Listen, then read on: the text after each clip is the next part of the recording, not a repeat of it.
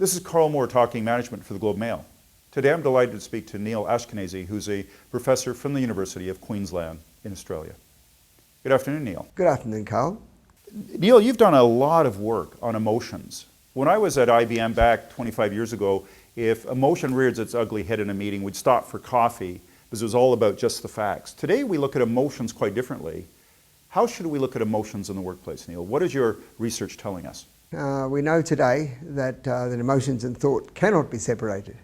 If in IBM 25 years ago, when people got emotional, they went outside and had some coffee, that didn't change the fact that the emotions were still there. What people are trying to do when they go and get their coffee is trying to regulate their emotions, trying to cool down. But in fact, regulation of the emotions is actually an effortful business, and often it's not complete. So Neil, what you're telling us is that emotional regulation kind of puts emotions to the side and works with them, but that's very stressful.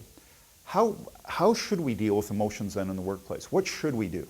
The first thing that we can do about it is to fess up, is to come clean with emotions and say, look, I understand that when we think, we're not going to get rid of our emotions. They're there all the time.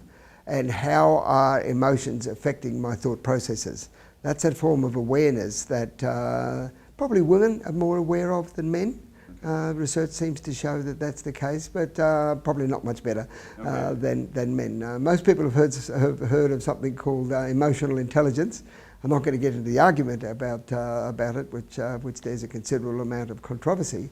But one of the basic tenets of emotional intelligence is ability to recognise and to control your own emotions, and to do it in such a way that's natural, that you recognise the emotions when they're happening, and that you understand the way that they're colouring your decision making. You know, so as a manager, my people have emotions. How do I allow them into the workplace in an appropriate manner, recognizing that they're there anyway, instead of trying to control them, or how do I bring them positively and appropriately into the workplace? What advice do you have for managers? Look, in answer to that question, I often find myself in the situation in business settings where I'll interview a CEO, and the CEO will say to me, look, in our organisation we don't do emotions, so we don't allow it to happen. If anybody engages in emotional thoughts or behaviour, as far as we're concerned, they're out. And not only that, I feel very strongly about that. So the point there is that a manager who says that is completely unaware of the fact that emotions are colouring their thought.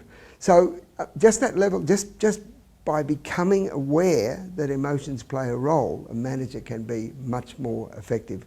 If a manager knows, for instance, that somebody who is in a negative mood state becomes much more analytical, is trying to solve problems, trying to deal with things point by point basis, that type of thinking is different from a manager who's in a positive emotional state, and therefore is going to be receptive to new ideas, thinking more broadly.